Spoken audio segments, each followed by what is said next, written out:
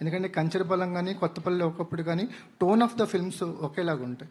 So ఈ tone ఏమన్నా మార్చే ఉద్దేశం ఉందా, లేకపోతే ఇలాగే కంటిన్యూ చేస్తారు?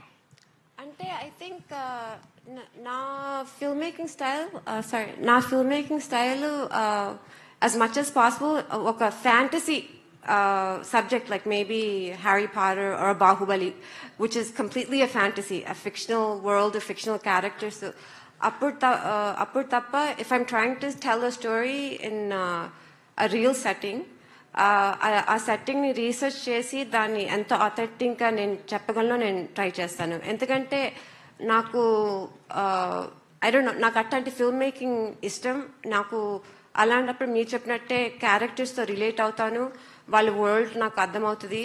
సో వాళ్ళ వరల్డ్ నేను మీకు కమ్యూనికేట్ చేయాలి, వాళ్ళ మోటివేషన్స్, బాధలు, కష్టాలు, ఆబ్స్టికల్స్, ప్రేమలు మీకు కమ్యూనికేట్ చేయాలంటే అది నేను ఎంతైనా ఆథెంటిక్గా చేయాలి అని అనుకుంటున్నాను. అలా అని నేను ఇక విలేజ్లో నుంచి బయటకు వస్తాను. So that I'm going to tell you. So ఇంకొక ఛాన్స్ వస్తే సినిమా తీస్తానికి ఐ డూ వాంట్.